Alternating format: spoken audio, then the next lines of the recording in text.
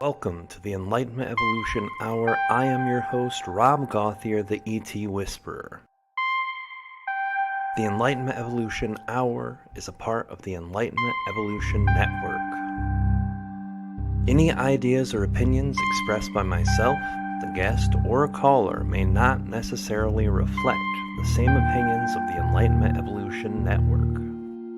Enlightenment defined.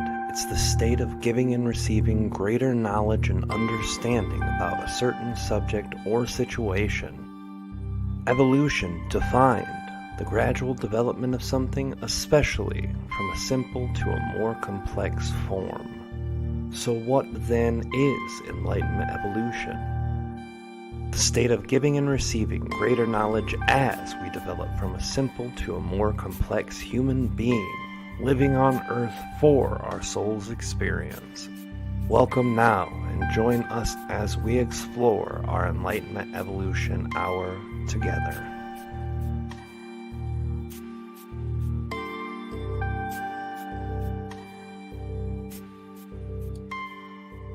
Hey everyone, this is Rob Gauthier, the ET Whisperer. Welcome to the Enlightenment Evolution Hour. I am your host, Rob Gauthier, and we have an amazing guest today, William Piper, Stadia Pro Gaming, amazing human being, also the host of the Disclosure Now show on the Enlightenment Evolution Network, which will be returning as a show. Also, my oldest friend in the world, an amazing, amazing person. He's going to be coming and joining us in just a few minutes. I wanted to say hello to everyone out there tonight. Thank you for joining us. Thank you for coming every week. Thank you for supporting our show.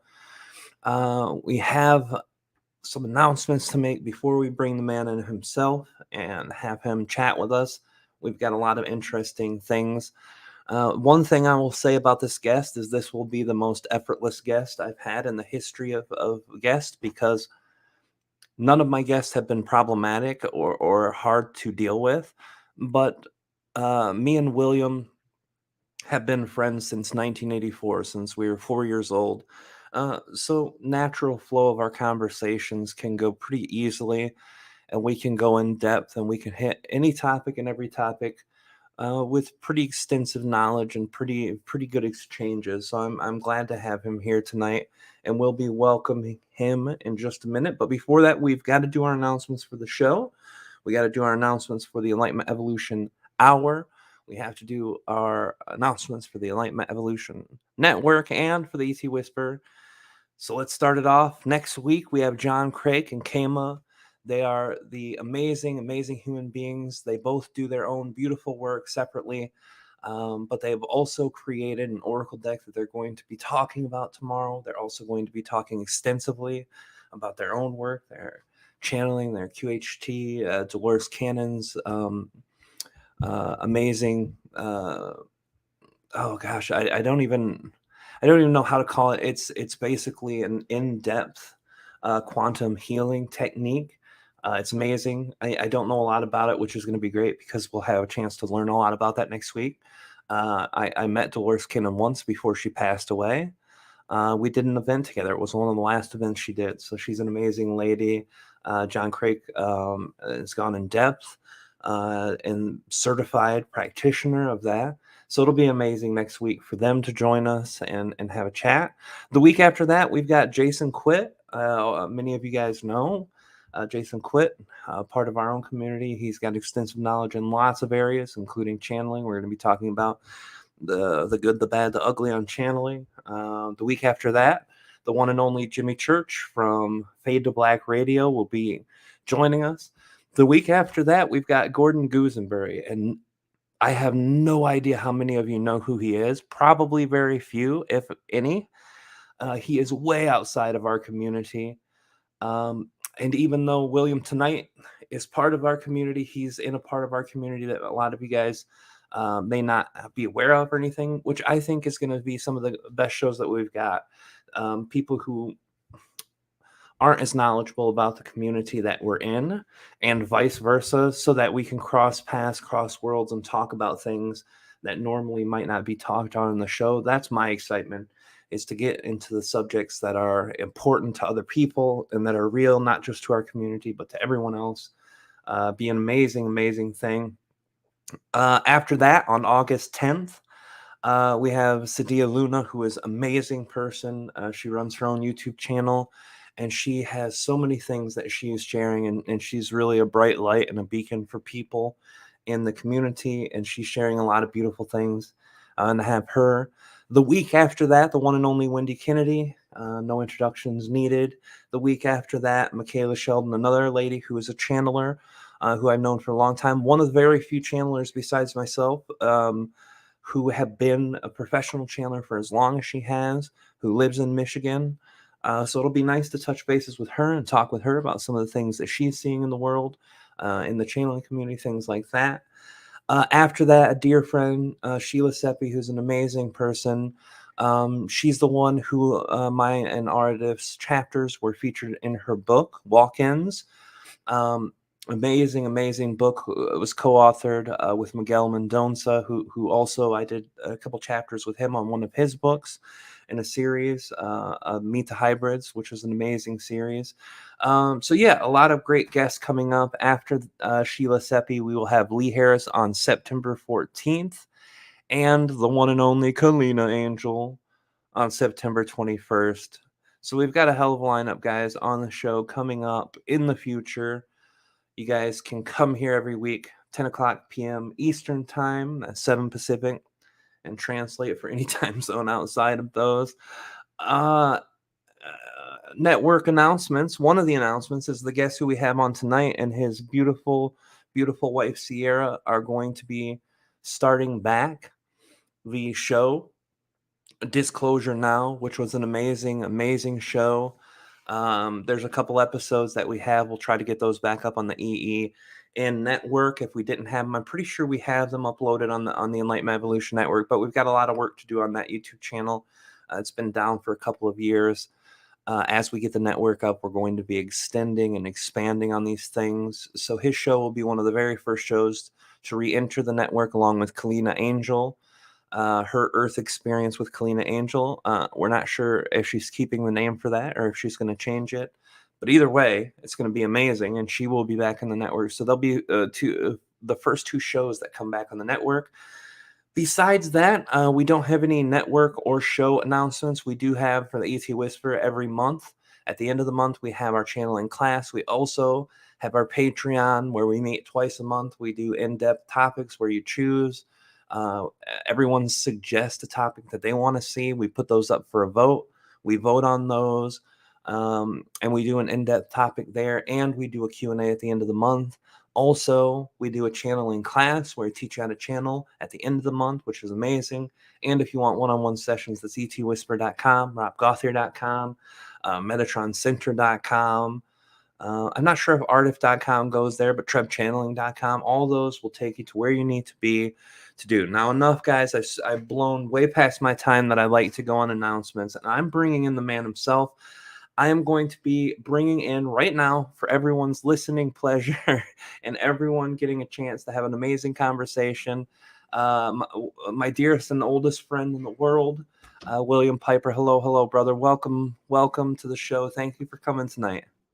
Man, my pleasure. Rob Gauthier, my brother from another mother, mine. How have you been, sir? I've been doing great, brother. And how have you and your family been? Oh, we've been doing great, man. I live here in North Dakota in about the center of the state. I call it the frozen tundra for good reason, but we're doing very well here. How long did it take to quit snowing this year? Oh, geez. Sierra, go ahead and put in the chat the last snowstorm we got. I'm going to get the date wrong, but it was well into your spring, Rob. Oh, I know that. Every time I complain about winter, I get a message from you laughing. So, you got that right, man. If you don't step out and take a deep breath and every hair you have in your nostril freezes, then you're not in North Dakota, my friend. It's a cold place. I've not had the fortune to be up there when it's that cold in the winter. But I can imagine when we're having 90s and hundreds here in southern Michigan. You guys were barely peaking at 80, and the nights were still getting down to 50s when I came to visit. Yes.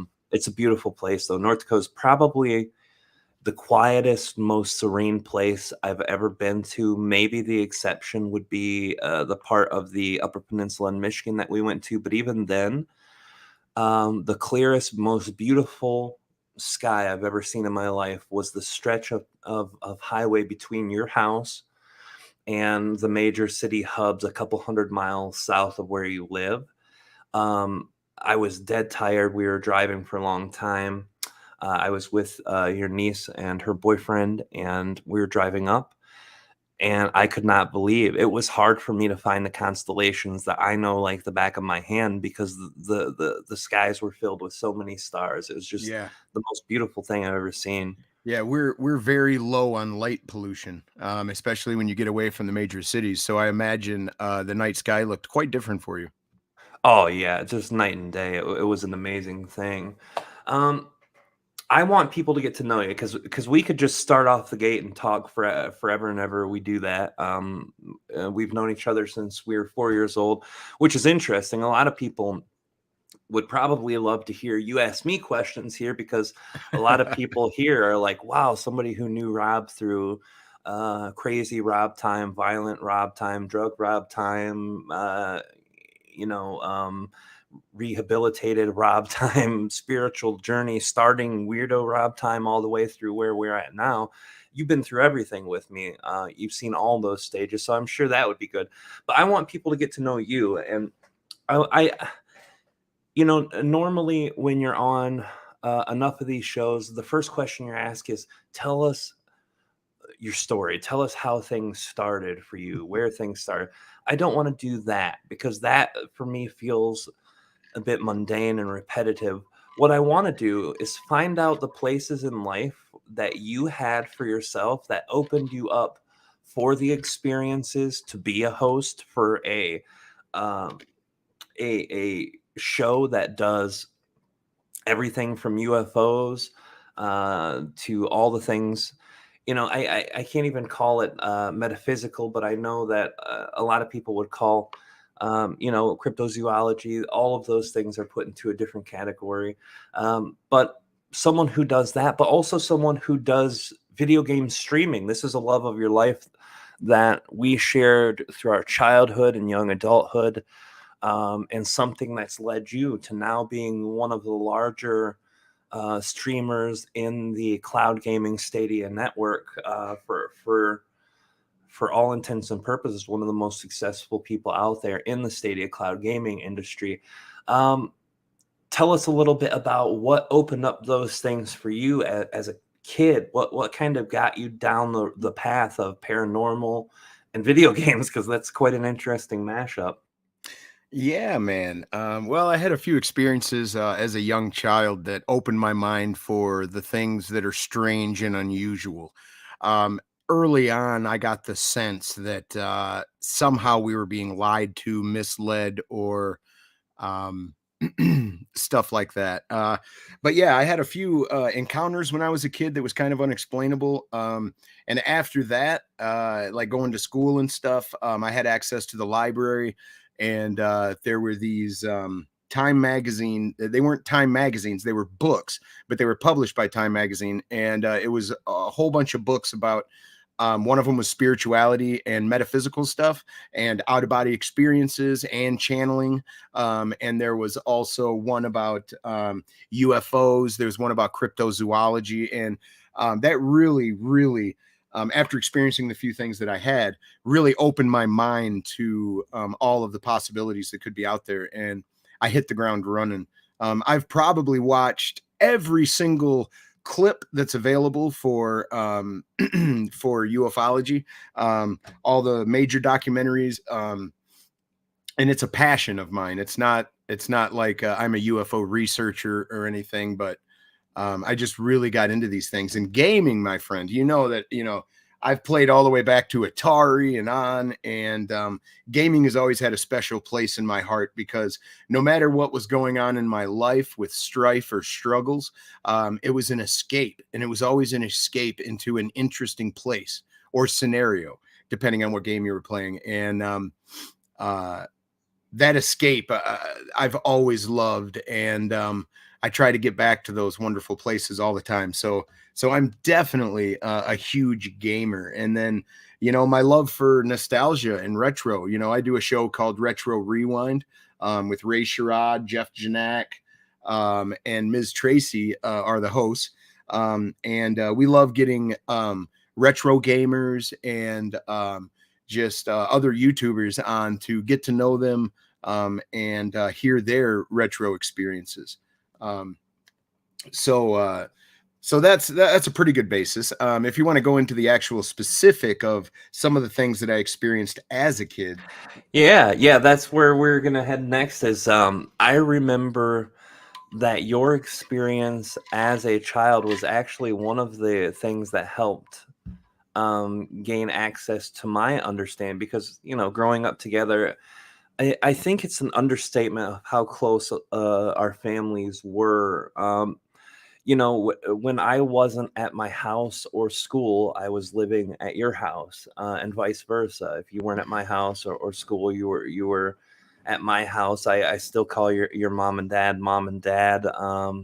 So this is something where we were in each other's lives all the time. So when I heard your experiences with Bigfoot or something like Bigfoot, and we started going into the woods and seeing footprints and tufts of hair that smelled like skunks, that opened me up for the possibility. Because what my whole world was at that time was religion, church, and the Bible, and parents telling you exactly what that was and what that meant.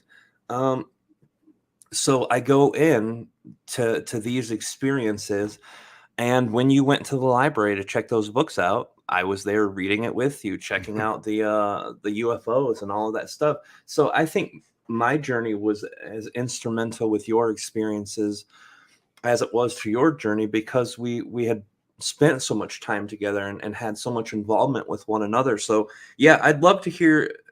Well, I've heard it before, but I'd love for other people to know the experiences that opened you up to cryptozoology, Bigfoot, and your personal experiences.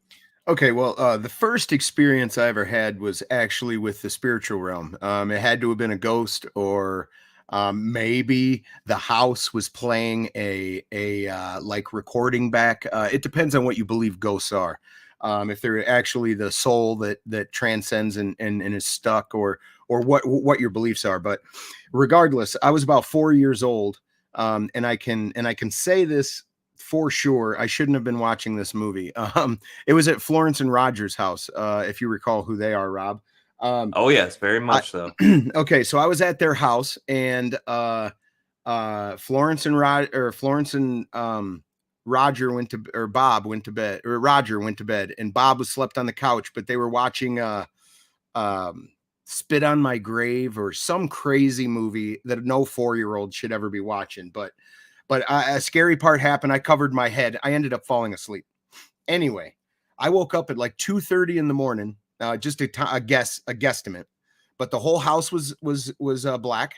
Bob was still on the couch. I had two kids laying next to me, and I had an Afghan. And an Afghan is a blanket that's what do you call it? My grandmother crocheted or whatever. Anyway, so there's holes in this blanket. It's just something to throw on to like warm you up, but there's literally holes in it. So I'm laying there, and I'm totally covered up, and I see a pinprick of light start circling the ceiling around their light was off. They had like a little chandelier, but there was a light on the ceiling, and I'm watching it, and it's moving in a circular manner, and it's really slow, and it seems deliberate.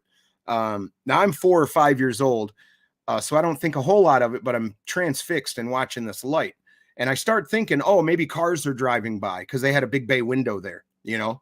And I'm thinking that, you know, a car lights are reflecting or what have you. And I don't see any lights coming from the window.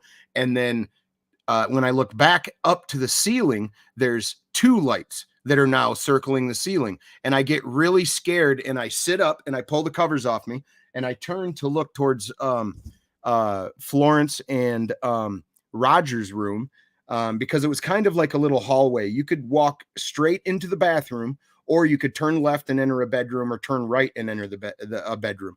Anyway, right in front of the bathroom, it looked like a dark figure in a robe, like a bathrobe, leaning against the door. And I thought it was Florence because it looked like it had color, like pink-ish to the fabric or whatever that I thought I was seeing.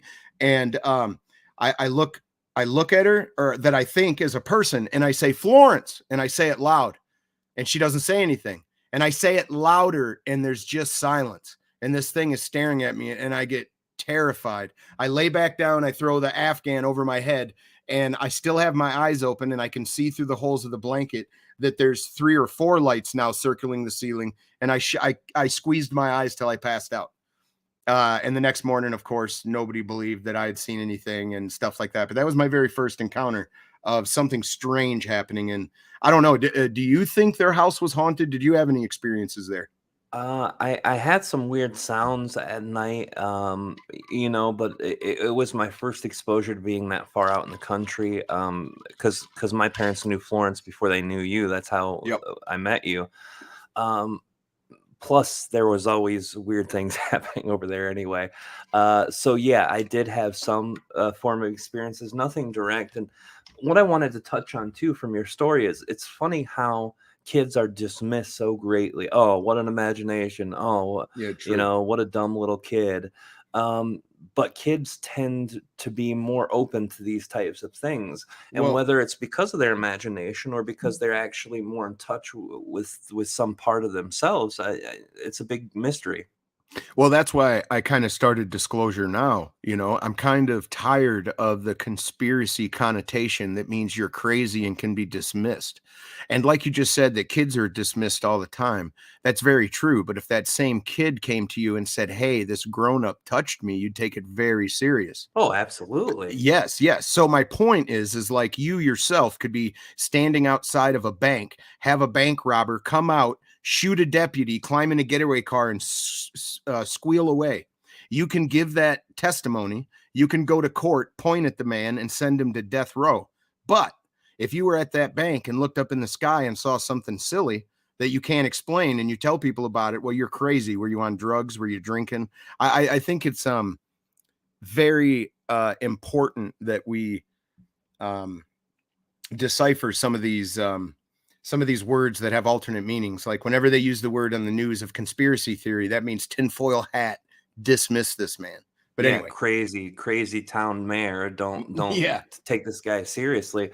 Well, this is the thing that is something that you helped me realize too as we were younger and started opening ourselves to this experience was um conspiracy theorists were always seen in a bad light. Even back then, the word conspiracist had a negative connotation. Yet the US government can charge people with conspiracy every day: conspiracy to commit murder, conspiracy to commit fraud, conspiracy to grand larceny, whatever the case is. yep. And that's done every day and in the name of the government and in the name of red tape. But if you believe that two business people set something up to benefit themselves and don't care if they harm others, then you're a nutbag. So that was always an interesting thing to me, as a tool of dismissal towards. I don't know if we would say the greater truth, but the possibility of Of a a greater truth truth. being there. Yes, Yes. yes, So absolutely, that was absolutely. something always helped me. You had the very same exact experience in church as I did. As you learn and you grasp the knowledge they're trying to share with you, you have questions, and those questions should be answered, but in our cases they were stamped out, to like I was refused to be accepted into Sunday school after a while. They wanted me to sit with the adults. Yeah, well, the questions that you have were detrimental to. This is the thing I see many times when you question something and there's a legitimate concern, a legitimate question, and it's a substantive one where, hey, this question actually brings to light a lot of possibilities of what we're thinking might be incorrect. And then all of a sudden, you've either been completely dismissed or someone will engage with you on a level. Speaking of religion, that goes into the dogma religion, the answer that most infuriated me between the ages of 7 and 13 was because the Bible said, or because that's what God said. And I'm like, okay, I'm asking you how to prove something in the Bible, and you're telling me, well, you can prove the Bible by reading another part of the Bible. I'm like, that doesn't work for me. I want No. to understand something, and you're giving me back references to these things. So this was something we saw together, something that we went through together, and something that actually shaped a lot of our beliefs going out into the greater world as adults and as grown-ups. What when was your last straw for church? What was the last thing that made you tell your parents, I'm not going back? When I understood the material better than they did and didn't agree with it. Yeah, yeah. I always told the story about when we were with JR, and he kept huffing that can of spray, Yeah. and then the preacher would eventually end up, because JR kept stealing it back from from the preacher's office during the lock-in. And then he grabbed me by my collar and threw me up against the wall and was like twisting my collar and choking me. And I'm like, this isn't a good example of God, right? This is not Right. what Christians are supposed to do. And I was being accused because I was hanging out with troublemakers. And, one of the kids came by and offered to sell a gun at church.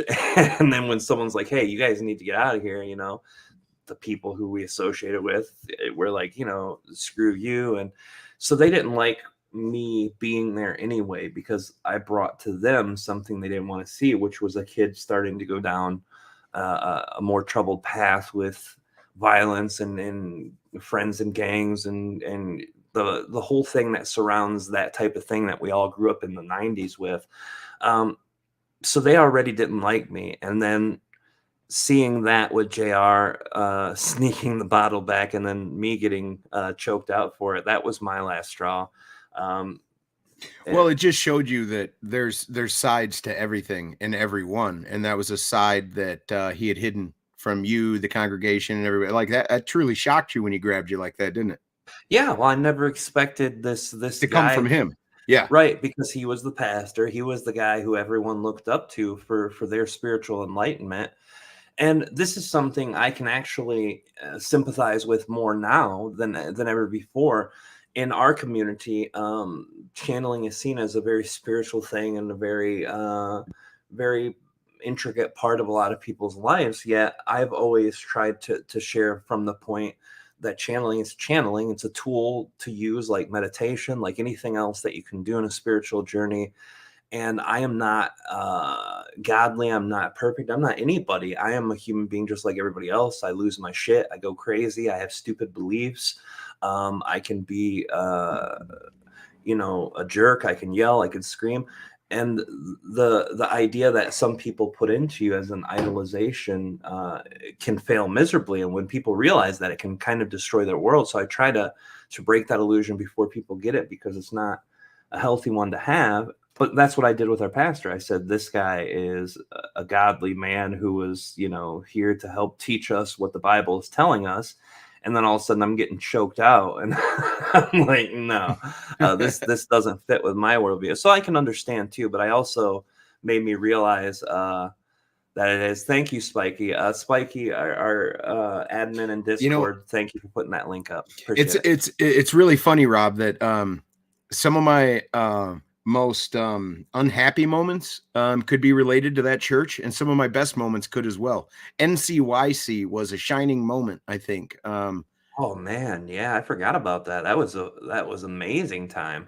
Yeah, it really was, man. Rob and I raked leaves and did all kinds of extra work and stuff to be able to chip in and help our congregation go to this thing called NCYC.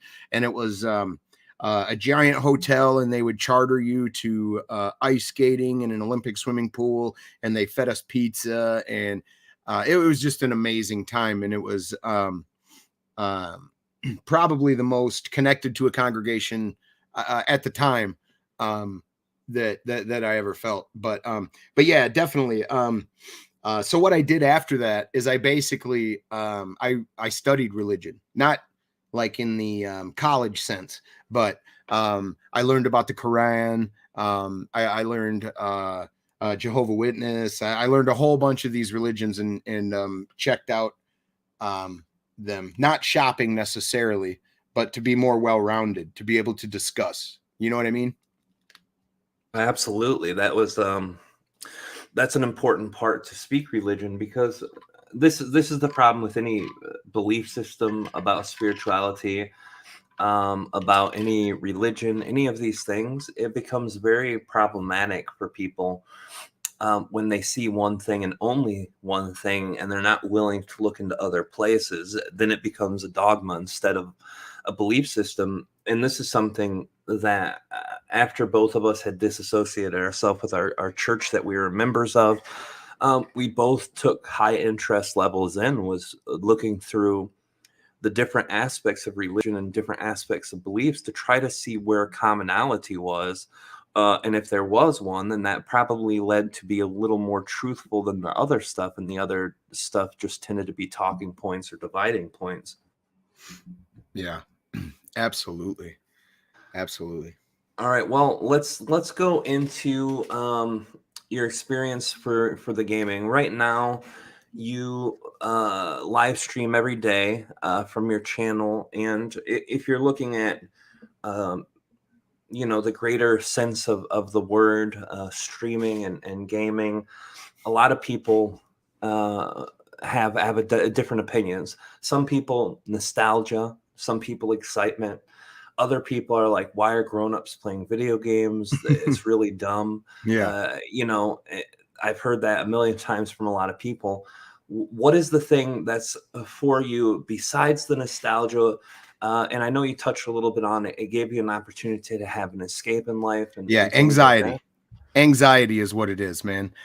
In normal life, I love people and I'm a people person and I can talk to people easily. But with my anxiety and stuff, I may be having a in-depth conversation with you, and we're both connecting and everything, but I may be panicking in my mind because I hate small talk. Anxiety sucks for me, so that is really where streaming came from. I'm going to be playing a couple hours of games a day anyway, and my thought is to be more social. Why not stream it so I could meet some people? Meeting people in streaming is much different than just listening to somebody screaming on the other end of a microphone. Uh, as example, the last time I competitively played any type of video games besides Stadia was the PS3, and I was getting killed by 12-year-olds, and they had awful language. Now, so do I. So do I. But okay, so I stream Mondays, Wednesdays, and Fridays from 12 CST to 2 p.m. CST. Really, I have a foul mouth. I have a interesting sense of humor, but it's all really about the community. The Stadia, the game platform, got a bad name when it came out. It works well for me. It works well for a lot of other people. And the gaming community within Stadia are basically older gamers that got tired of buying hardware or the next system or whatever. And Google kind of leveled the playing field for them, so that all you had to do was already have a computer that could open a Google Chrome browser. Like, you could almost play Stadia games on a baked potato. Like, as long as you can open a browser window with Google Chrome, you can play Google Stadia. If you have a controller already, just plug it in and it works. PS3, PS4, Xbox, doesn't matter if you got a controller laying around. And I will say this, for any of you that are interested in gaming or want to get back into gaming, all you need to do is go over to Google Stadia and you can click on a game and start playing it for like 30 minutes to 2 hours for no money, no time. There's a time trial. They won't even make you sign up with your email, with a Gmail account. Now, if you want to make a Stadia account, you do have to have a Gmail account. But anyway, they've lowered the playing field, and the group of people that I've met, Kevin was in the chat, Jeff Janak was in the chat, Ray Sherrod, one of my hosts on Retro Rewind. These people are amazing people. and the camaraderie we have and the banter we have is top notch. We play multiplayer games, but that's not all I play. I also do single player and stuff like that. But the community is really where it's at. It's a bunch of old gamers who are thankful to have a place to play, and are thankful they're not getting cussed by 12-year-olds when they get beat. I will tell you, since I got back into gaming probably 5 years ago, I hadn't played since I was in my 20s because with my son and with life, it just I didn't. I lost a couple of my systems, and I didn't want to buy anymore. And my computers were never good enough to do gaming on those, so I just gave up. I was like, I can't keep pumping money into this. So that's where Stadia is compelling. So that's why I started with Stadia, is because I was tired of chasing that newest graphics card to be able to play all the games I wanted. And with Google Stadia, there's no hardware, there's no downloads. Play on any screen. Switch to your phone screen and play if you want through your 5G or 4G network. It is an amazing experience. So check it out, guys. Yeah, that's this. I will say William is a walking endorsement for Stadia because he believes in it and loves it. But honestly, I will say after getting back into gaming and checking out Stadia, I see the appeal to it greatly.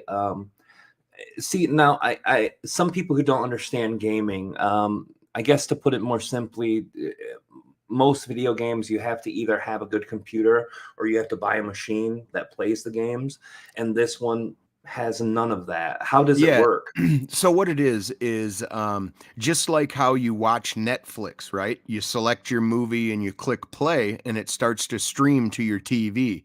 Stadia is exactly the same way. So it is not the equivalent, but it's like a PS5 in the cloud or an Xbox Series X or S in the cloud.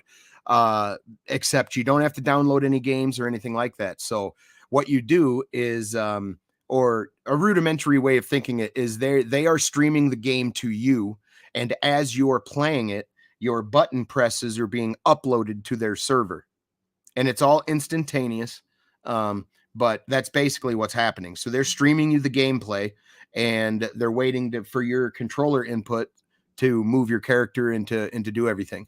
So they have up to 4K, up to 5.1 sound, and all that stuff. But it's very interesting and compelling for people that don't want to chase hardware and the latest and greatest. Yeah, it is. That was the whole disconnect for me, and I ended up getting a gaming laptop so that we can travel and do our channeling work with while we're doing events, and when we needed to dump off a lot of video content from our professional cameras to a external hard drive, and when we wanted to edit videos on the fly. And I was like, well, I got a gaming computer now. Why don't I try gaming? And I got into it. It was good. But the same problems came. If I got a game, even if it's only 18 gigabytes, it's still, I needed to wait a couple hours to play it, for it to download. I had to purchase that. Well, With and not this, you only can that, purchase now it and start 30 seconds later. yeah, you can purchase a game and just click it and start playing it. But one of the biggest added benefits, okay, is that nobody can cheat because nobody is in the server room. So they can't plug in, jack in, or do anything. So if you're playing somebody in a competitive game, you are at an equal playing field. So like nobody is going to have an aimbot. Like they have a game called Siege, Rainbow Six Siege. And if you start getting manhandled in that game and you have crossplay off to where you're only playing with Stadia, it's because you're playing with really good players. Right. Where in the game, normally when you're playing CSGO, Rust, when you're playing some of these highly competitive FPS games, normally, if you're really good and you go into a server and just get completely destroyed, someone's hitting 100% headshots or whatever the Yeah. case is, Yep. there's a 50-50 chance that they've downloaded a cheat into the game that makes them be able to do things you can't normally do on the game. Yeah, so it's kind of an interesting place to play right now. They just released a game on Pro. So Stadia Pro, if you pay $10 a month, you get access to like 50 indie games and a bunch of other games that you can claim and then play. Atari just released Centipede Recharged, and I am on the world leaderboard on all three. I'm like 5, 7, and like 4. Hence the name Stadia Pro. And this is the thing too, guys. When we're talking about Stadia, just because William's name for his streaming is Stadia Pro Gaming, he has nothing to do with the actual company. Yeah. He doesn't get paid by them or anything. A matter He of actually fact, loves it. yeah, I actually love the platform, and they actually have no association with me. Maybe because of some of my language on stream, or it's because I have Stadia in my name. On Twitter a long time ago, they blocked, or not blocked, they muted anyone that has Stadia in their name. Oh, geez. Yeah, it's interesting, but I do love the platform. I love the community, and that's why I stream. I basically stream to get away from my anxiety. Because I hate small talk. I don't know, man. I feel like an alien sometimes. And I know it's just in my head. My dad is a wonderful communicator and talker, and I can be as well. But it looks effortless, but I'm struggling. Yeah, well, this is the thing. Your dad, me and William always joke about William's dad. He can go to town with a button from your shirt, a spool of yarn, and $5, and come back with a vehicle or car because he can just trade. We've seen this guy make deals that were just amazing, and that's because he is an amazing communicator. I think from knowing you, and this is a personal assessment, take it how you want, obviously, but because you have a high intellect level, and because we got beat up so bad as kids trying to communicate with adults, I think it did do a number on us in our generation in general, but also us personally, when trying to communicate with adults on things that we thought were important, and we got shut down like we were idiots, And this is back to the thing we were talking about earlier about how people treat children, and we weren't always treated real well by the adults around us, our parents excluded, but other adults were kind of jerks. But it was really a very different time as well. We could stay out until it was dark. Nobody was going to come looking for you like you were kidnapped or anything. Matter of fact, they would say go play in traffic as a jest to get out of my hair. Like, yeah. Yeah, that was their way of saying go yeah, go play in traffic. Matter of fact, my mom's quote is "Go with the grace of God, but go." Yeah, yeah, that's beautiful. I really feel like the gaming thing suits you well. I step in as someone who's seen you your whole life, a lot like you did when I stepped into the channeling community. You didn't necessarily understand all the things that were happening with me and going on with me, but you saw me doing something and doing it well, and you're like, man, that's amazing. And I saw these people who I never met flocking to you, having you be one of these people that are the top in your community, having these amazing people like Ray and Jeff, Miss Tracy, all these great people who just came around you and started spending time with you. And it was nice for me to see the success with what you were doing, because it did bring you out of your shell. As much as me and you can talk like this all day long, I noticed it is harder for you to talk to people that way, because the small talk kills you. And that's, again, back to the intellect. And it's the small quiet parts that just eat me alive. I don't know. And it's also like, as you're walking away, what a relief. It wasn't as bad, but you're still making a big deal of it in your head. I don't know. It's anxiety, man. But I find that getting on camera and being myself as much as I can be, is therapeutic. And laughing with these guys, like getting to know Ray and Kevin and Jeff, it's just amazing. And I didn't have that before. COVID really did a number on all of us.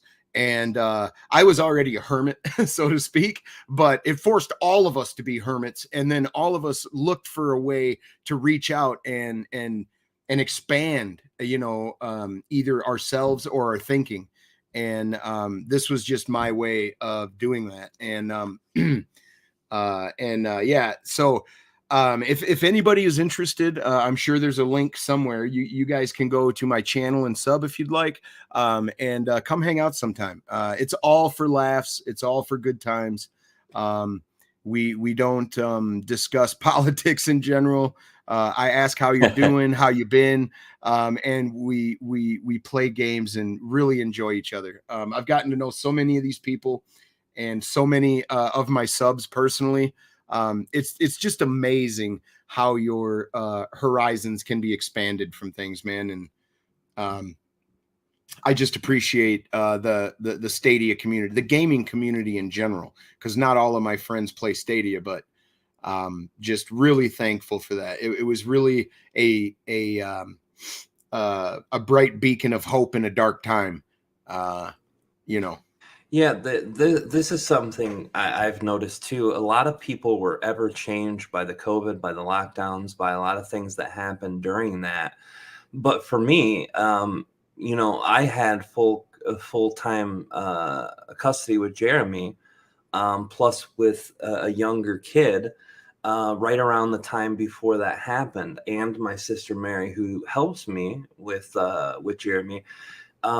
Her knee got destroyed. She had to have surgery. Oh, wow. So for this whole year leading up before COVID, we were kind of locked down. And before I met Kalina, during the first part of Kalina, every time we had Jeremy, we're kind of home anyway. We're 99% of the time we were home.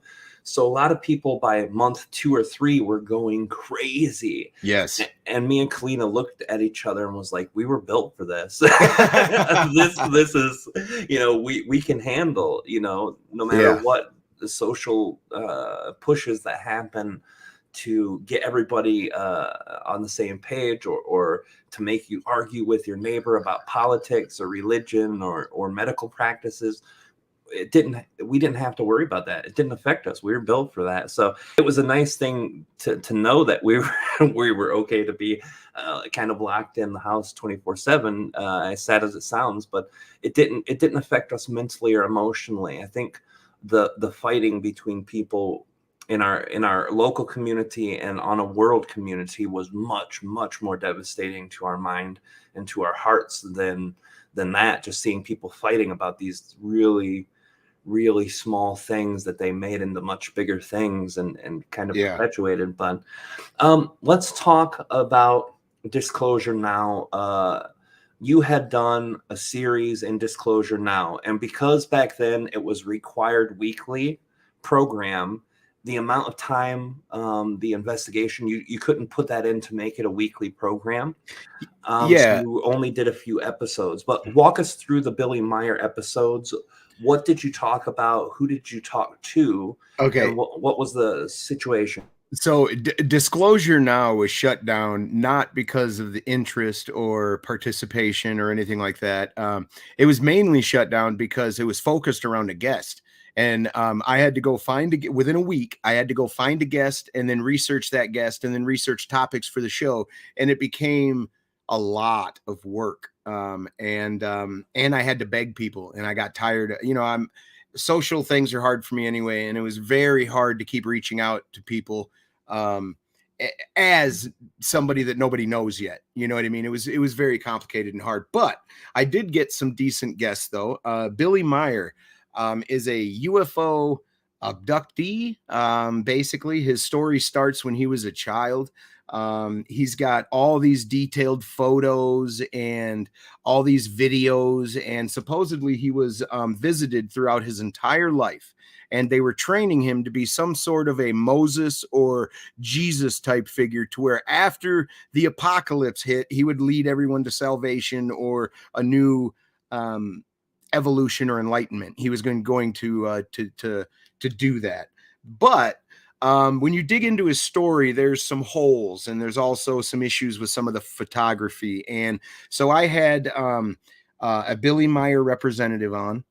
who made a documentary. I believe his last name was Horn. Michael Horn. Michael Horn. The North American representative for Billy Myers officially. Yep. So I did my due diligence, and he had a new documentary out, and I reached out to him, and he said, yeah, it's available for purchase. So I bucked up and I purchased it, and I watched it, and it was very interesting. And I had a whole lot of questions for him. And I believe you do have that episode still available, Rob. If you do, let people know that they can listen to it. But I'll pin it to the description. Absolutely. Yeah. Michael Horn is a very interesting guy.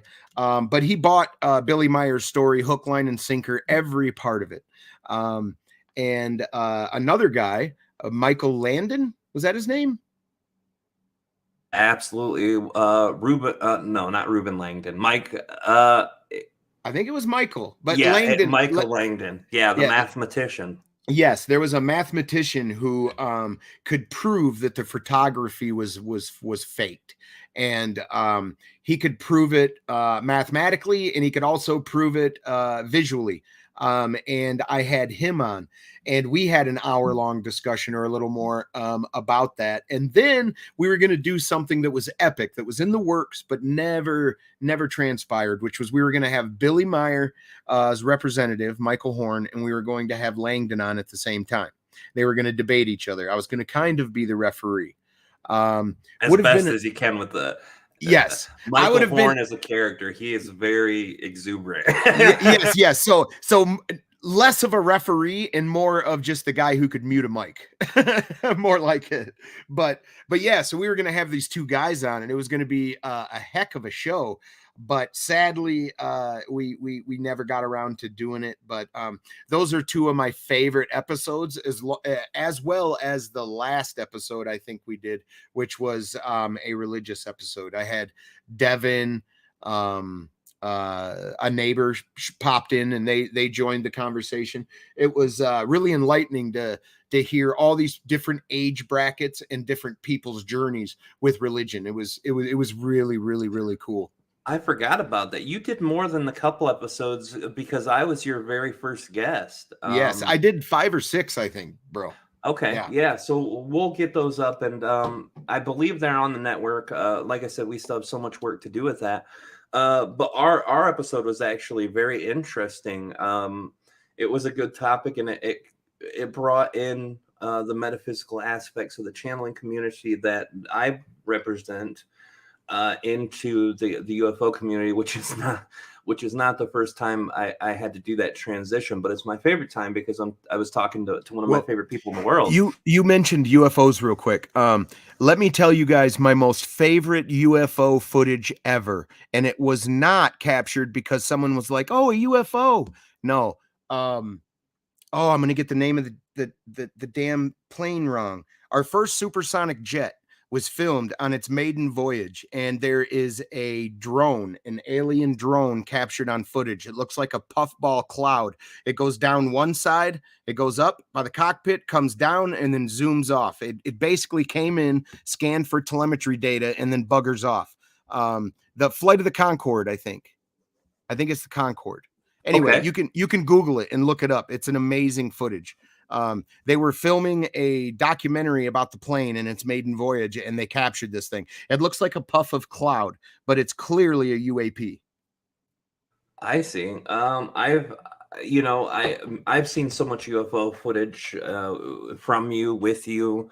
Me and you have watched countless documentaries together as young adults and kids. When we were in our 20s, we had unlimited resource to internet and downloads, and we would just sit there for days watching these things. Even after Jeremy was born, I'd bring him over for the day, and we just watched documentaries. So it was actually very amazing, and I can't remember which footage that is, but I'll have to look. And if you find the link too later, you can always give that to us. We could throw that in description too. Right on. So tell us a little bit too about tell us about your experience with the Bigfoot stuff. I know the ghost thing was what really opened you up to this field. Tell us what happened afterwards, because this was something that, even though I wasn't there for the two biggest parts of it, I was there for a lot of the searching some Yeah. footprints and all that afterwards. There was some real weird activity that happened out there on V Avenue that I can't really explain. One time, I literally said to my mom, I saw a monkey. I thought it was a chimp.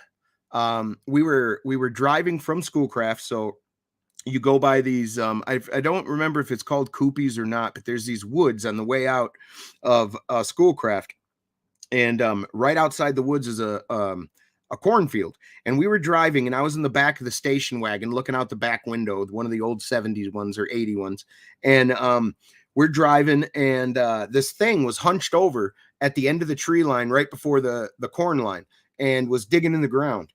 And it stood up. And when it stood up and straightened its shoulders, I thought it was a chimp. And I yelled at my mom, hey, that it was a monkey. And she's like, of course, yeah, okay, kid, that's wonderful. Yeah. Crystal Bass, real quick, I'm going to read your comment. I love UFO footage, but nowadays it is so hard to tell fact from fiction. I have seen one myself, but I can't really trust the web sometimes. That is very, very true. The footage I'm discussing is like from the 80s. Yeah, I know that doesn't. Easier to tell. Yeah, it was. But anyway, yeah. So that was my first encounter with a Bigfoot type creature. I guess I don't know what it was. I really don't. I saw it for a second, but I did yell, "Mom, a monkey!" And she's like, "Yeah, okay, dude. Whatever you say." It was buddy. A bipedal, hairy animal.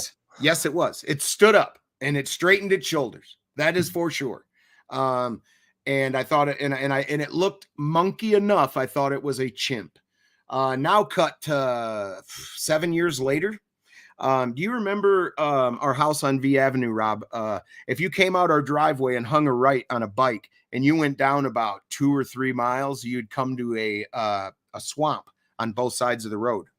Yeah, we used to fish over there. Is that the place you're talking about, Harris Lake? No, not Harrison Lake. The one that didn't have fish, where we'd go collect turtles and there was always frogs smashed in the road and stuff. Yeah.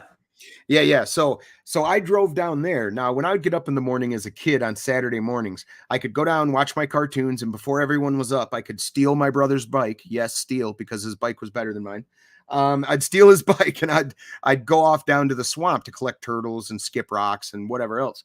Well, this morning I took my brother's bike and my dog followed me.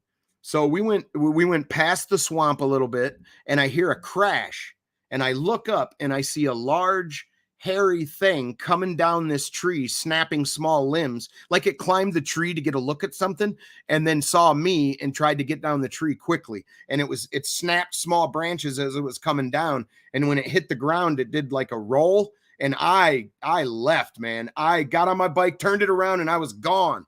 Like I didn't almost have control of my body. I was so scared. Something in my fight or flight kicked in, and it was get out of there or you're going to die.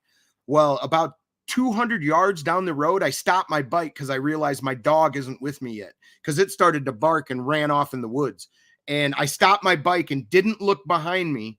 I was too scared to even turn my bike around, but I didn't want to leave my dog. And then within 30 seconds, here comes my dog in front of me.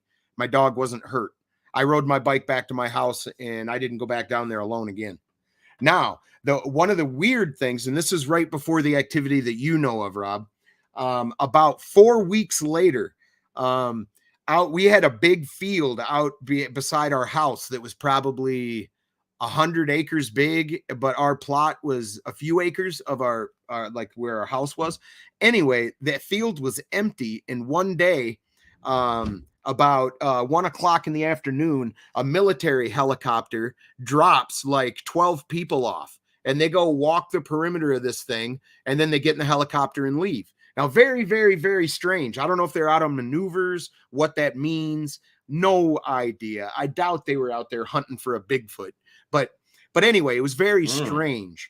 And then a few weeks later, right before it got cold and the snow started to fall, is when we found trees with bark removed, like stripped. And we found big masses, like a bedding was laid down. And then that fur that smelled real bad, Rob. Yeah, and the feet print. The Yeah, the we thought it footprints. was your brother's, your oldest brother, Chris, but we took his shoes out, and they were almost twice the size of your brother, and he was the biggest dude in the house. Yeah, absolutely. Very, very, very strange stuff, man. But that got me interested in all the paranormal stuff. And then as I got older, certain things happened, which we're not going to get into today, but like 9/11 and other things. And I came to the conclusion that the wool has been pulled over our eyes, or the truth has been stealthily removed from our view. Like Bigfoot. Let me give you my impression of Bigfoot. Do I believe Bigfoot is a flesh and blood bear type creature that's pooping in the woods and mating out there? No, I don't. There is way too much weird stuff going on with Bigfoot to be him, for him to be an animal or a gigantopithecus that has evolved a little bit. They're way more human than anybody knows. And if your community would like, before Disclosure Now comes out and I start doing my talks with my beautiful wife, if you would like Bigfoot information, there's a channel on YouTube called How to Hunt. And this guy does not bullshit you. He will read real testimonials from real people. Like I just gave Rob of my testimonial. He reads emails of real people's testimonials. It is a great channel. It's called How to Hunt, and he does not need my shout out. His channel is doing wonderful, but he is an awesome soul and a great human. And I don't know him personally at all. Never talked to him. Go check his channel out. He's an amazing man. It's from howtohunt.com. Yeah, me and Kalina actually bumped into that guy's channel. He's very straight up. He doesn't BS. He tells you what he thinks. He tells you what he does know for sure and what he doesn't know. And he always opens himself up for all the possibilities. If it's the same guy I'm thinking about, he literally goes deep in the woods and reads these emails, right? Yeah. Yeah, okay. So it's probably the same guy. So this was something that was huge. The Bigfoot part of the experience is what really opened me up to, like when you were bringing home these books and everything for all of these metaphysical concepts and UFOs and cryptozoology. Can I explain my dream to you? Do you remember that dream I told you Yes, about? yes, I want to cover that because that's probably one of the bigger spiritual things that links an understanding that our community holds very well to something that please do. Okay. Well, I've had two very spiritual dreams. Now you can call it lucid dreaming. Maybe my spirit left my body to go out to play. Whatever your opinion is on it, or maybe it was just a very, very intense, realistic dream. But I had this dream where I was a butterfly, and I lived my entire life as a butterfly, and I die. And all these things are happening at once. It's hard to explain the dream, but the part when I was me and I died, I got scared because I didn't want, my consciousness to end, whatever. And so I was a butterfly, and I lived my whole life as a butterfly. I was a tree to where I felt my roots going down into the ground to suck deep water, and I could feel the wind in my leaves, and my trunk of my tree creak and stretch as the wind blew. Like I experienced this stuff, like a whole life as a tree, a whole life as a butterfly. But when I experienced my whole life as me and I was about to die, I was so scared my consciousness was going to die. I started to panic in my dream, and then I woke up and I was sitting around a table with 8 other people, and we're holding hands like in a circle. I jerked my hands back and I'm like, "What is this?" And they said, all it is experience. Would you like to experience more? Come create with us. And I reached out and grabbed their hands, and then I was something else and lived that whole life. Very, very, very weird, very powerful dream. And it meant a lot to me at the time. And when I woke up, I literally wrote it all down like a novel. Like I couldn't help it. But that was one of my spiritual dreams. So what do you think? I know that this is something that we dive into with our minds, because we have to. As humans, we're logical, mental beings who try to assess the world from our own understanding. But wha- what do you feel about that? I mean, I know what you think about that. It It's a means very something, bro. What it means, I don't know. I am scared of death. I am. I'm terrified of death. I have no reassurance my consciousness lives on. And if my consciousness doesn't live on, who cares?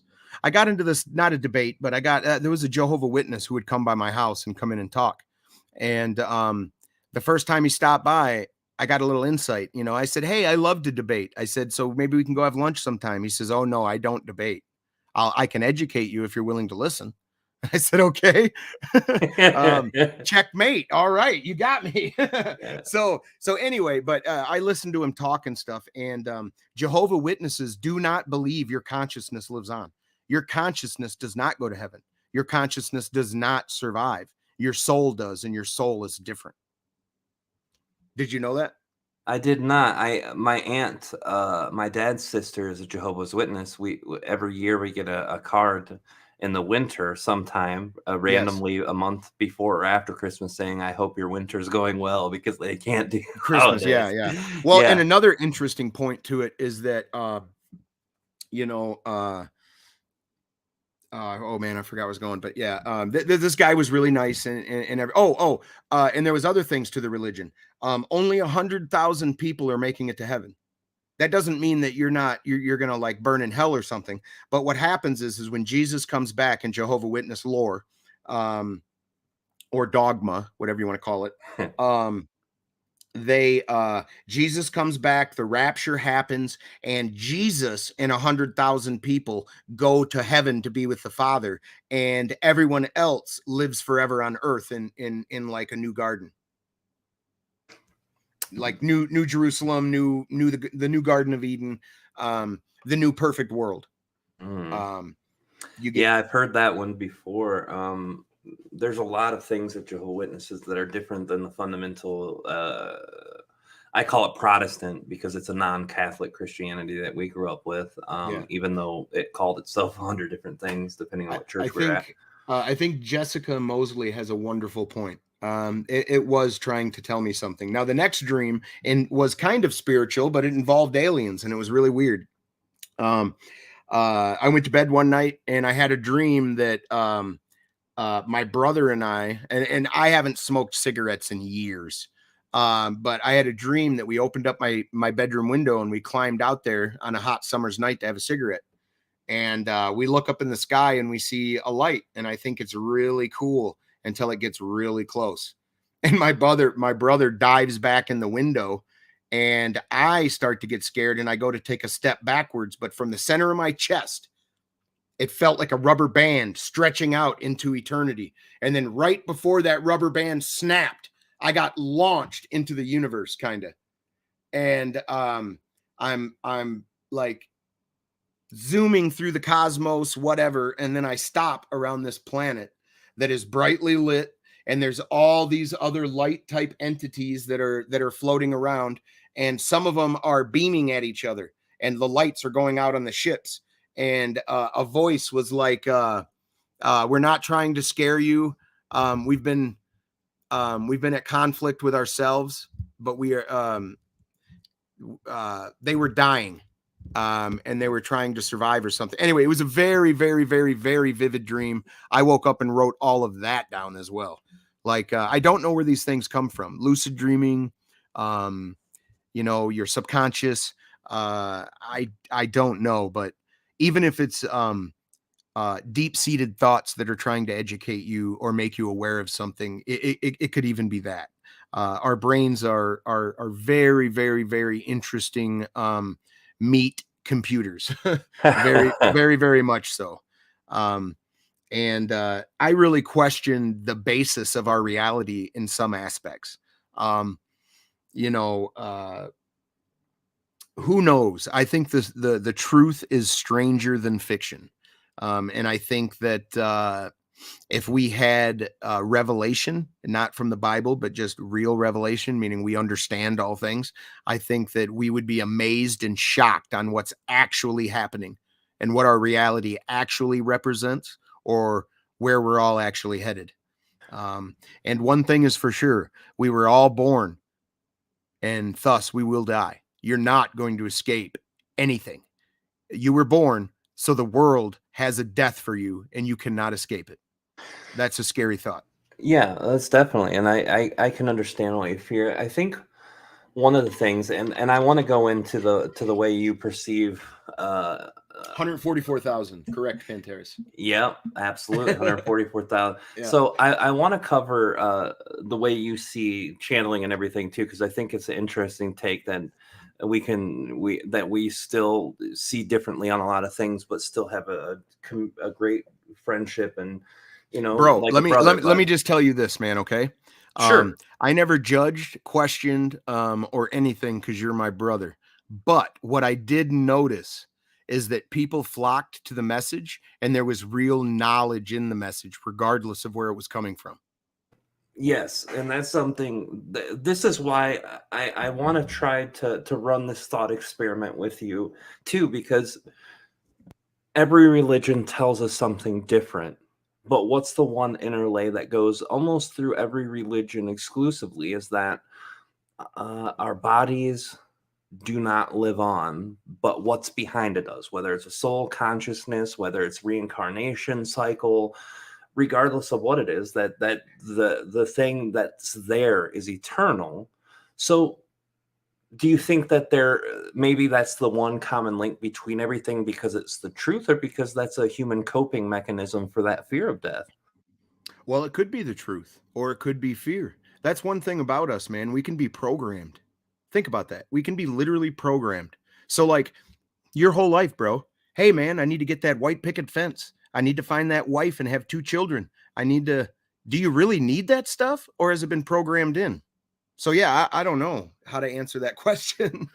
Right. Well, that's the thing. To be honest, what because I think I have a better idea now that I have had my own experiences with my spiritual context and my own experiences with my own consciousness, but I also can say definitively that I don't know what I think I know for sure. None of us can know until we're dead, Well, there's a right? saying. There's a saying. How do you know who your dad is? Because your mommy told you. I mean, how do you know? That's How, very true. how do you actually know? Right? That's very true. So going back to this channeling thing, you say that there's a profound nature to that and that people flock to. That's true. But we've talked about this personally before, the possibility of what channeling could be. Is it another consciousness coming through a human body to relay a Yes. message? Sure, it could Okay. be. So it's how you perceive consciousness. See, I have a thought, and it's just a thought because I can't test this theory in any way, shape, or form. But it's almost like all of our brains are meat radios who are just tuned in to one frequency, which is William. Rob's meat radio only dials in Rob. Yeah. I'm just saying, when you think of it that way, because all of these radio signals are bouncing all around, and you have to tune in to the exact one to pick it up. And that makes a lot of sense too. This is It can something that it can I all consider. coexist. It can all coexist at once. I have never denied the possibility of channeling being an internal psychological energy. I don't think it is, just from my own experiences, but I believe that that's a possibility.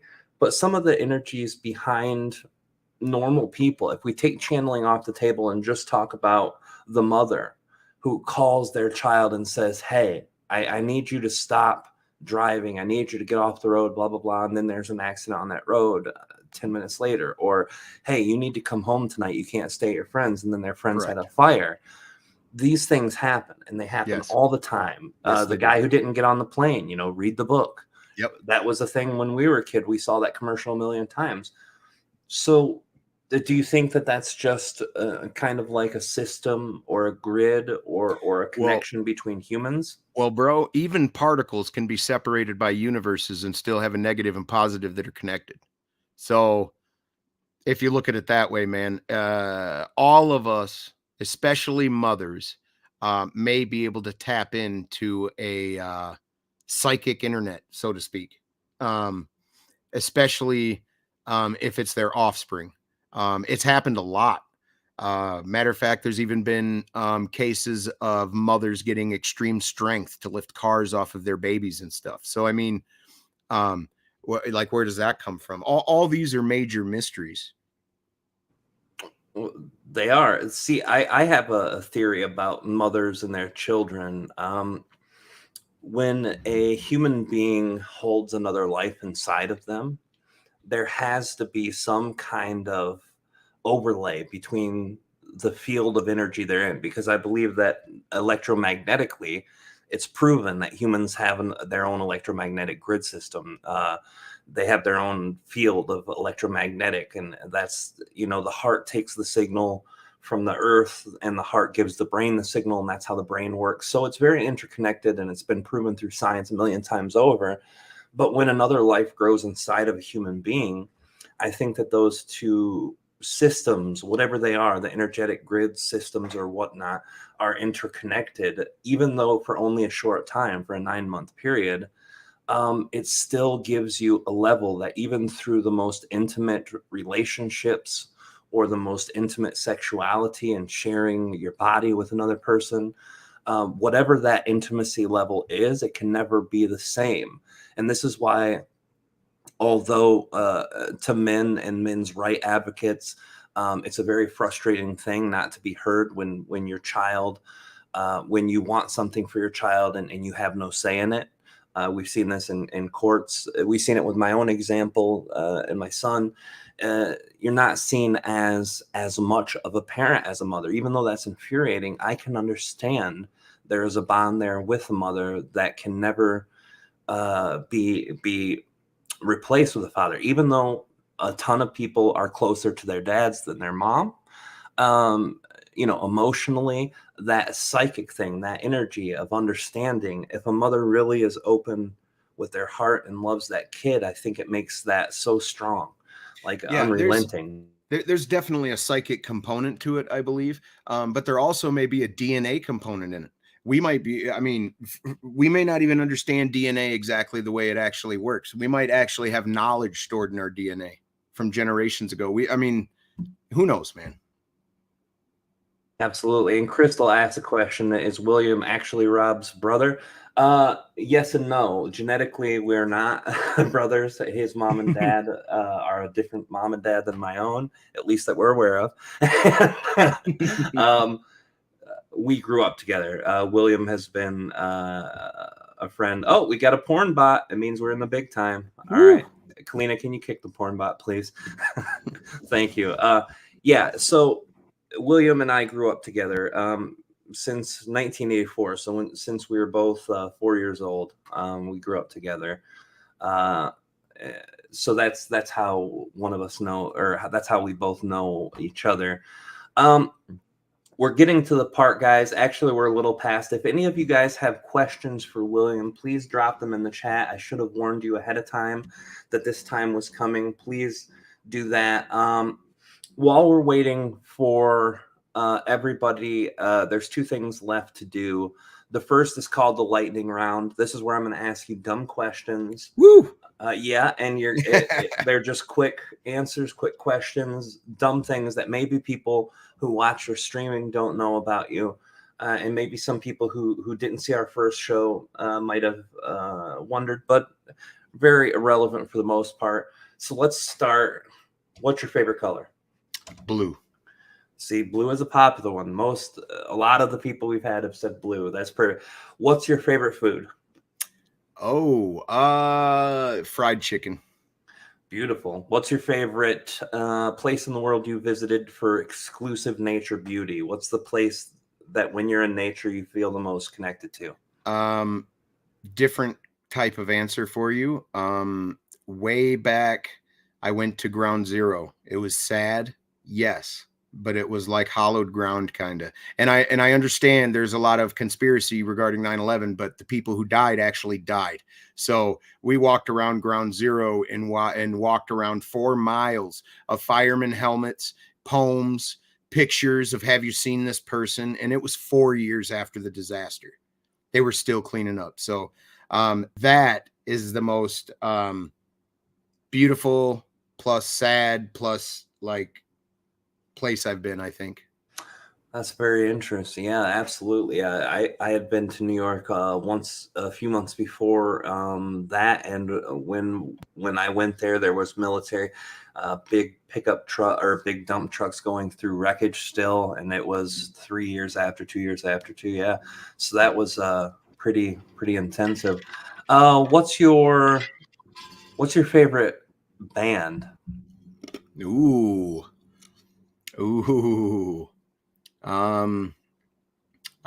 Man, dude, that's a hard one. I'm just gonna have to throw out Weird Al, I guess. Weird Al Yankovic. Okay, what's your favorite song? From Weird Al?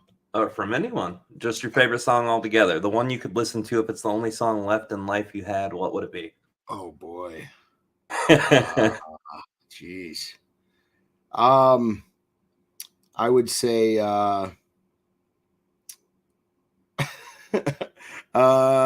see 40 Ounces to Freedom. Oh, by Sublime. Beautiful. Yeah, that's a great song. So what is your Poke your eyes out? Poke your eyes out was a good one too. I thought you might go there. What was the all right, what's your favorite car you've ever owned? Ooh, I would have to say the car I have now, a 2002 Lincoln Town Car. It was owned by some old people, and I happened to snatch it up, and it's like driving in a leather recliner. It is amazing. Oh, sorry. I went in chat and I was typing Crystal William, but I wrote LOL. Pantera wrote Like a Surgeon. Yeah, that's a good Weird Al song too. Like a surgeon. Amish Paradise. We got a lot of Weird Al people in there. Cutting for the very first time. We're gonna have a live show after. I'll put my tassels on. Exclude. That's a pay-per-view, guys. Yeah. Oh yeah, it's OnlyFans. I forgot. Yeah. We got what's the last question I can ask you for the lightning round? Oh man, this is rough. Let me see. What's a favorite book you've ever read? Dragonlance. It's a D&D book series. Dragonlance.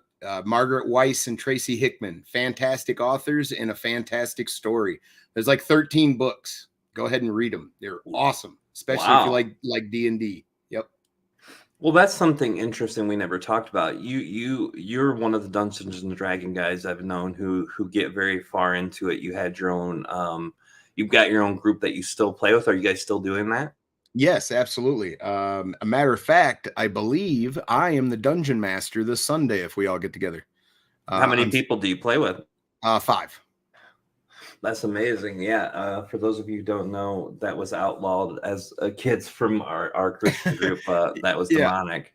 Yeah. Because of all the propaganda about, there was a movie with Tom Hanks where there was a Lifetime movie before Lifetime. It was probably after school movie or something, but a bunch of kids or a bunch of parents watched it, and Tom Hanks, his character in the movie, played D&D and got so far into his character he tried to kill himself in real life. Very interesting movie. It was very far from reality, but it still scared some parents. Matter of fact, Rob, your mother wouldn't let you watch what show because of demons? This is a true story, guys. This is how much my mom was into Christianity. As a child, I was not allowed to watch Smurfs because the antagonist of the story. Yeah. What was his name? Okay. Gargamel. You had Gargamel, which is a demon name in the Bible. And then you had the cat Azrael, which was a demon name in the Bible. Yes. So Rob's mom was like, no Smurfs. What? He-Man has a guy named Skeletor that looks like a skeleton. Nope, that either. Yep, Rob, yep. Rob couldn't watch He-Man either. Well, this was during the Satanic Panic in the 1980s too, so everything that had anything to do with heavy metal, skulls and bones, any of that was automatically looked at the church. So, yes, we did go through the Satanic Panic of the 80s, and well, I was a victim to it more than you were for sure, Yes, but we for definitely both had that. So if people are interested in checking out your streaming, if they want to just hang out with the chill vibes of the streaming, if they want to catch, well, this is the thing too. Real quick before we get to this part, talk about Retro Rewind. I know we talked a little bit about it, but can you explain the format for people who are older, like we are, who actually remember some of the older gaming systems? Yeah. So what Retro Rewind is, okay, so Stadia Pro Gaming on YouTube, my channel. I stream Mondays, Wednesdays, and Fridays from 12 to 2 p.m. Like usually every time, Mondays, Wednesdays, and Fridays. But every other Sunday, I get together with a group of guys and we do, and girls, and we do Retro Rewind, which is anything from the 70s, 80s, 90s nostalgia. We cover all the old game consoles, old games. We cover just nostalgia stuff. And we have 4 hosts, myself included. So you have me, Ray Sherrod, Jeff Janak, and Ms. Tracy. And we usually have 2 guests. And the point of having the guests is to get their retro stories. When I first joined the Stadia community, every conversation started and usually stopped with, "Ooh, do you remember that game?" Like it was really about the nostalgic feeling, man. And I expanded upon that to make it not just gaming, but movies, music, pop culture. And it's just a hell of a lot of fun. We get together every other Sunday. We always have interesting guests, and we do our best at showing you something that you have never seen. And maybe you'll even walk away with a smile because you laughed a little bit and you actually departed with a little bit of knowledge as well. I know that since I have started the show that I have grown in leaps and bounds in my retro trivia knowledge, and it's just a hell of a good time. It's an adult show, but it's a family show. We don't drop an F-bomb every other word or anything like that. It's really about community. Retro Rewind is. Now my game streams, I do have a foul mouth, but I'm not dropping the F-bomb every second neither. But I do get excited at games when I'm getting my butt kicked, and it can be funny. The last time I did a Red Dead stream, I wore a cowboy hat and I said, "It's all good, boy." Arthur Morgan's one of my favorite characters. "You're all right, boy."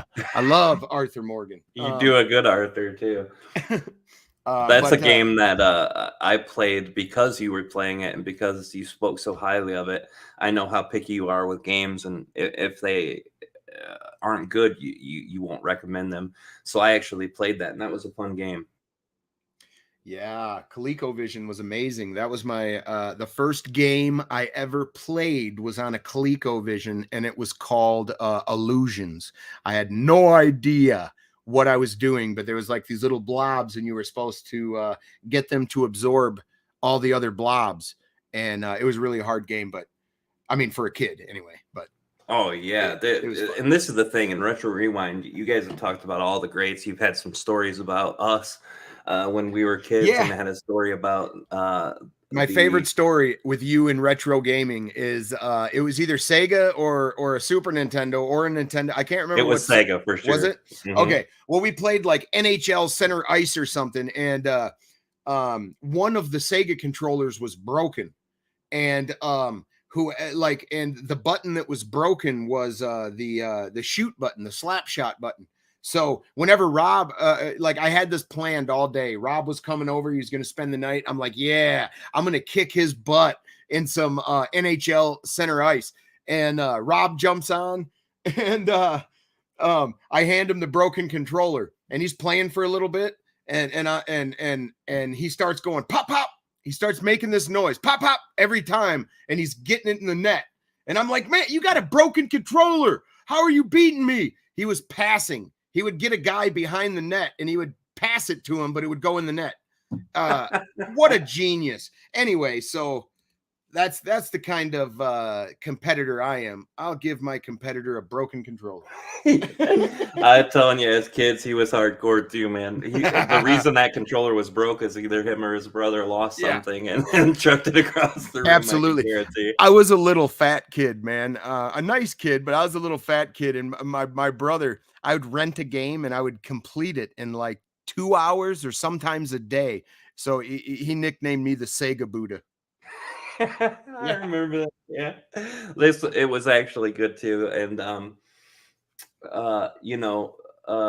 William told his oldest brother. He goes, "Oh my God, this." He said, "I can't believe Rob just destroyed me on this game because I went through the ranks. I beat all the brothers, all three of them, with a broken controller."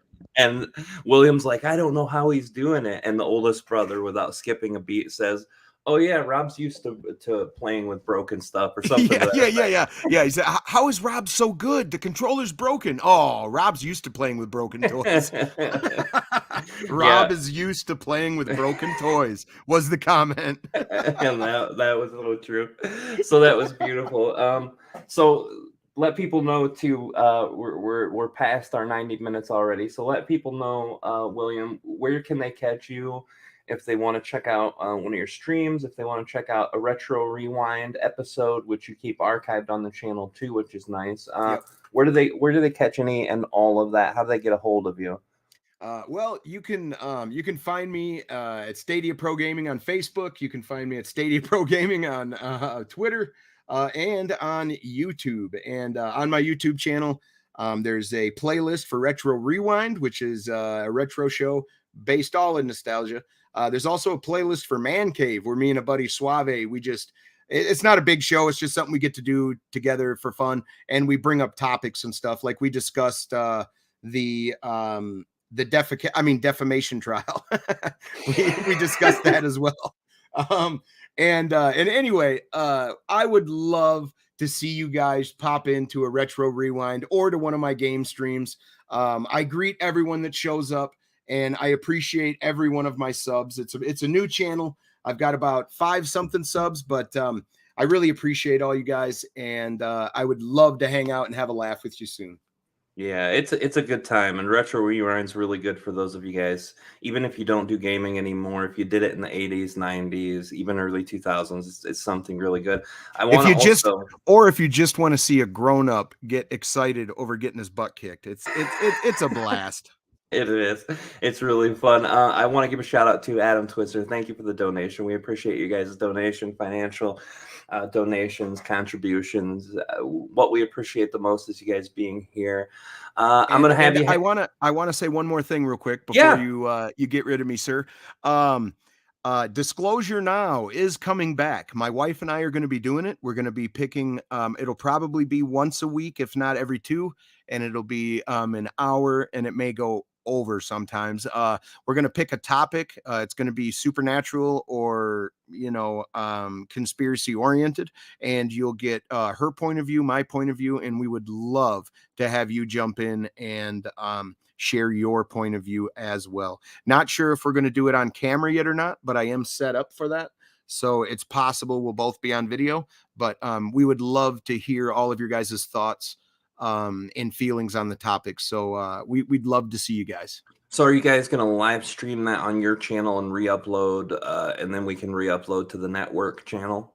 If that's what you'd like. There's also other platforms that will allow you to stream to multiple places. I'm not sure how all that's set up on your end. So, well, yeah, we would just have everyone send in their videos to upload into our network, but it doesn't matter where you live stream from or how that works, whatever's most comfortable with you. Okay. Yeah. Then that would work perfect, man. All right. Well, we'll have the details out for that as they emerge, guys, for the Enlightenment Evolution Network. I'll have you hold on after we go off air, just so I can say goodbye properly, brother.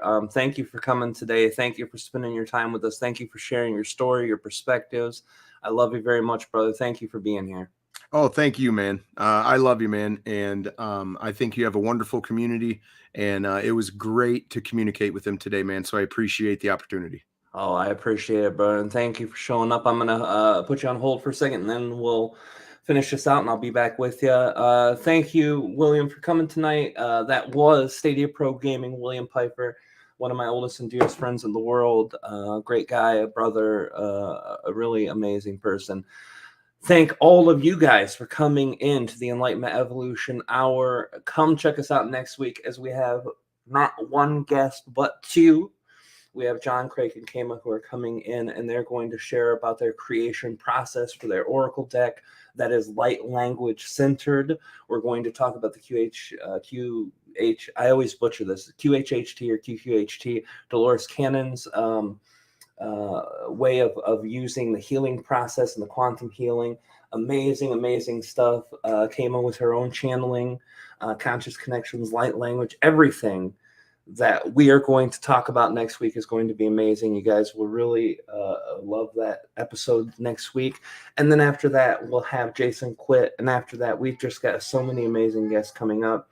So keep tuned in. We will always update the Enlightenment Evolution Hour guest list onto our Enlightenment Evolution Facebook page, as well as if you are subscribed to this YouTube channel, you will get an update every time we set the date for a new guest, which will tell you what guest it is, what day, which date it is, and it will always be on Wednesday, 10 o'clock p.m. Eastern, 7 Pacific. I'd like to thank all of you from the bottom of my heart, guys. I love you all so much. Thank you for being here on the Enlightenment Evolution Hour. I'm your host, Rob Gauthier, part of the Enlightenment Evolution Network, and I will see you all next week, same time, and I will be uploading, I know you've heard this for a few weeks, some channeling. We've got 2 or 3 things in the edit, but we're really trying to get everything set up so it looks really good and presents well and have the best editing available. And we're setting up all of that stuff too. So I love you guys. Thank you, Jessica, for your donation. We appreciate it so much. We love you guys all. Thank you so much, and we'll see you on the other side. Have a good one, guys.